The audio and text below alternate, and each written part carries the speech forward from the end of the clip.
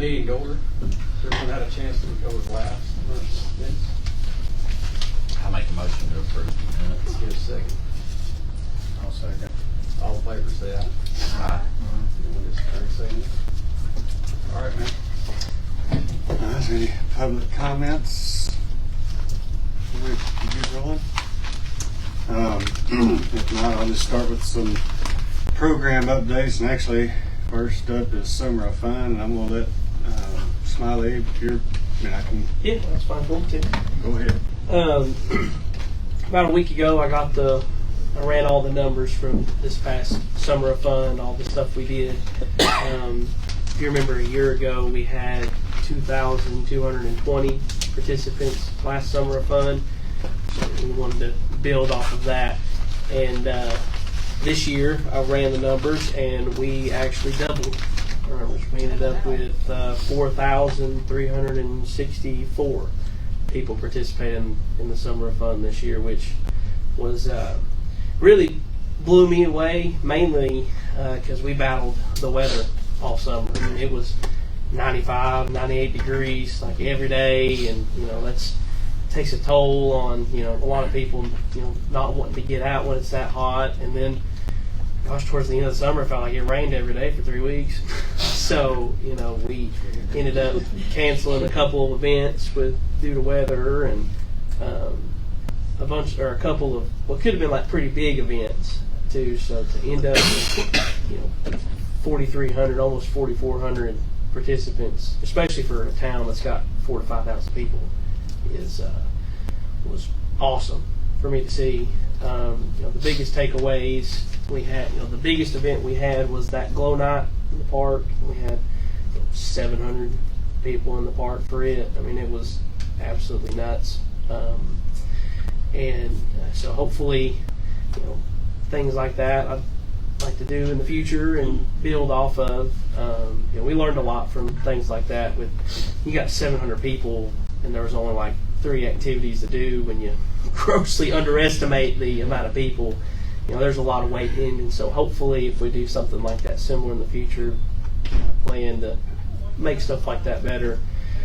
Also had the Moonlight Swims. When I looked at it, we had I think 700 people come last year, and like I said, we doubled that number, but we also doubled the amount of Moonlight Swims, which was good. I think we had 1,700 people participate.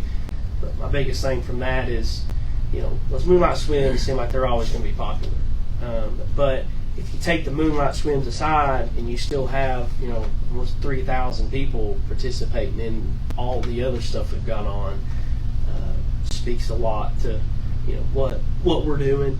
Obviously we're doing some things right, and this being the second year of it, it's still kind of trial and error to try and figure out what exactly the town responds to well. What events does the town really like to go to and participate in, and so we're still learning.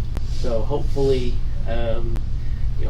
continue to build off of this into next summer, and with us having over 4,000 people this year, hopefully next year maybe we can hit that 5,000 people mark or something. We'll try, but we'll take the next month and a half off of thinking of summer to focus on getting flag football and a couple events we've got coming up this fall, and we'll jump back in it. But just wanted to tell you all about the final numbers that we got. So we're pretty ecstatic for how the summer went. Just to piggyback on what he's kind of gave a overall kind of Summer of Fun update, but since we met last month, I think last month's meeting was in the midst of our summer camp week. We survived. It was an awesome, fun week. Kids had a blast. I think our staff did great. Other Summer of Fun events that we've had since we last met was we did bingo at the park. Where we had probably about 100 people. Yeah, I think it was like 90 or so for bingo. We had a pickleball tournament last weekend or the weekend before. Had 11 teams for it.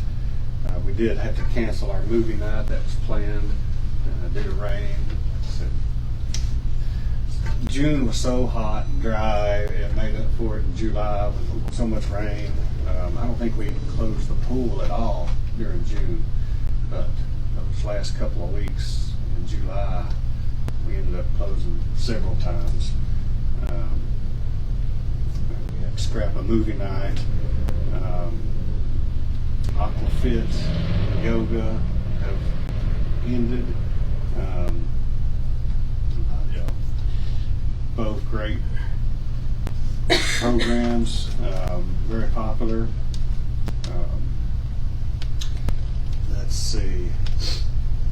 The two biggest, events that we did not get in, that we tried to get in for our summer of fun, were the Touch a Truck and that second movie night. We've rescheduled both of those. So we're going to have that Touch Truck, which was going to be the first event to kick Summer of Fun off. That's going to be September 14th. So far, I know Smiley's been making his calls and lining up a lot of the same vehicles, but got some additional big vehicles committed to come for this one. So I expect it to be, very, very, very nice, and very, kids will love it, adults will love it. Let's cross our fingers for some good weather this time. But that's September 14th from 10 a.m. to noon, and we'll start pushing that probably next week. And then we've got a movie night scheduled. We tried to find weekends in the fall are very difficult. College football around here on Saturdays, Friday nights. So many people go to the high school football. So finding weekends to fit something big in with, Heritage Days and all these other things that's going on in October. We're going to try it on October 26th. We found a little window to where we could do something that we didn't feel like there was a whole lot else going on. Again, we'll cross our fingers for some good weather. It could be really cold and turn people off, but then again, it could be a nice chill to bring people out. We can kind of go with the Halloween theme. We got some ideas on movies to show for that, but as long as it's decent weather, I would feel like it'll be a pretty good event too. But that's another movie in the park on October 26th.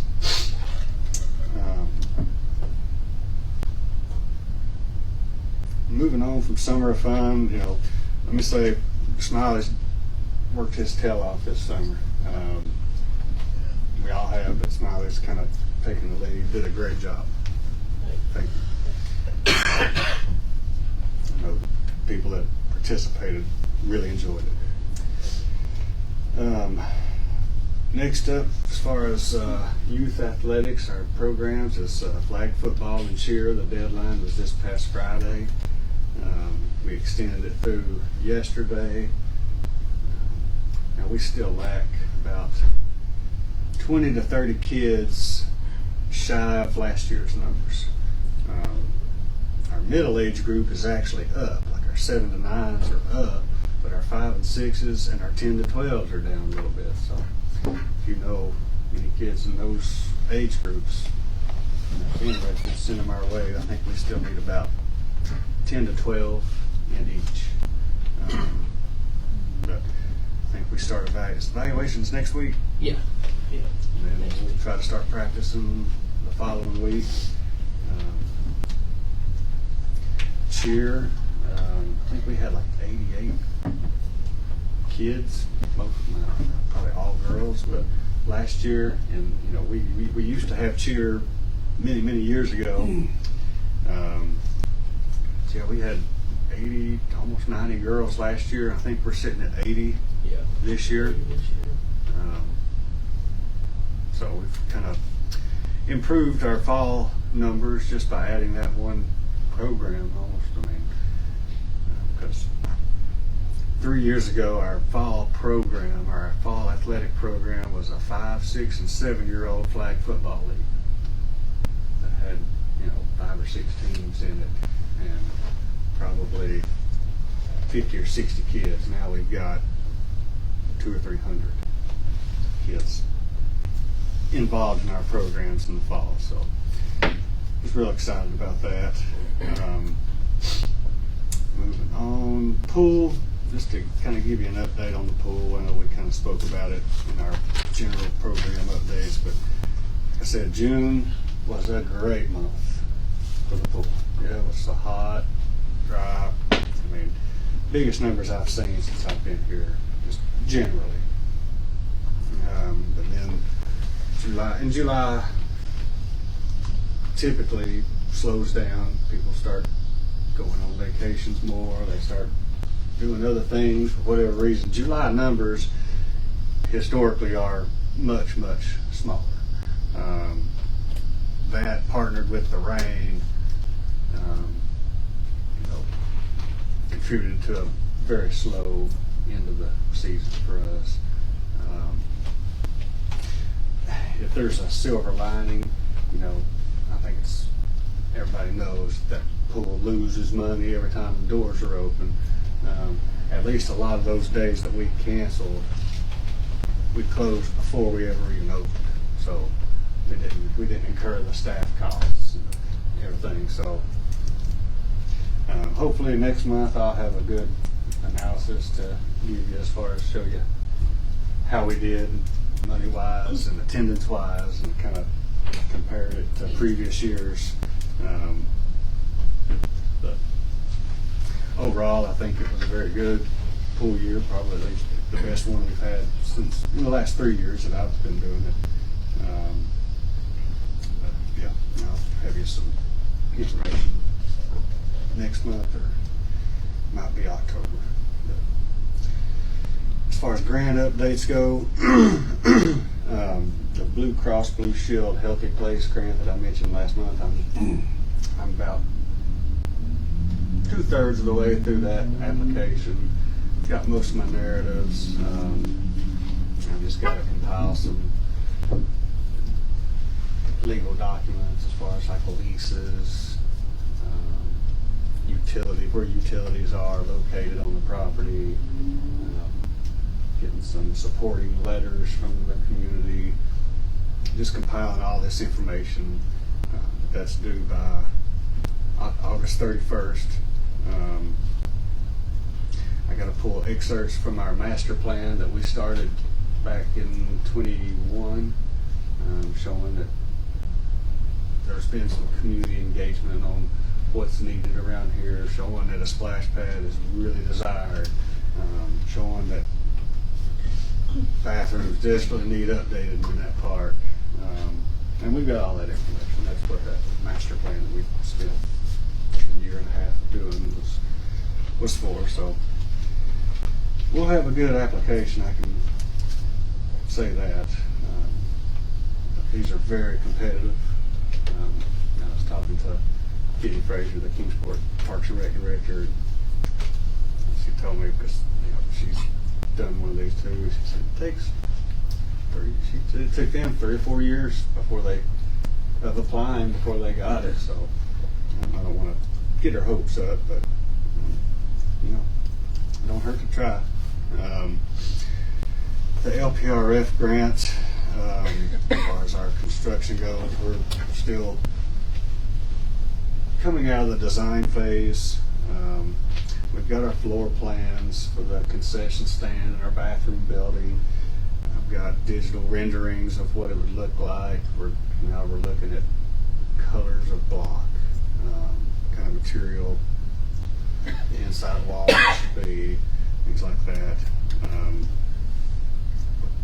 What kind of concession equipment's going to go in, so the architect can factor enough power to do everything we want. now, but also in the future, if we, you know, when we do start having more use of this new stand.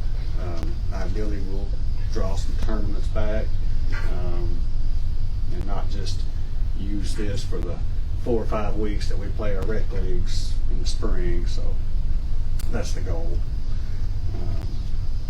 As far as the CDBG grant and the paving and the pickleball,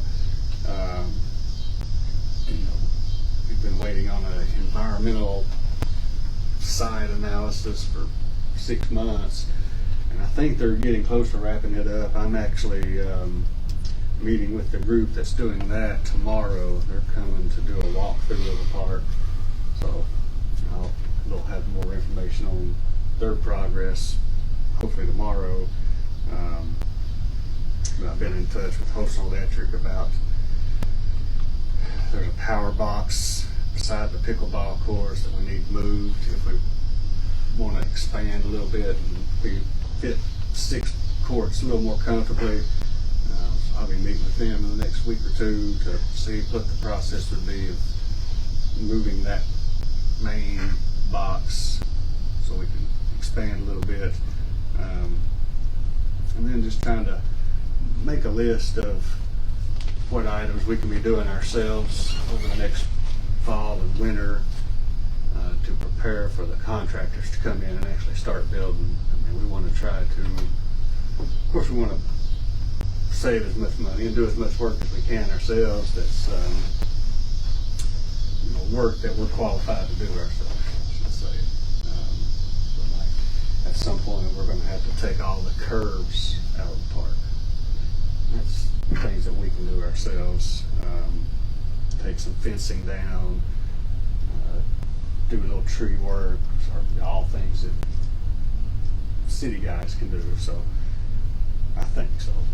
I've just kind of been making a list of what can keep us busy and productive to prepare for the major construction items, to, you know, just kind of paving the way for them.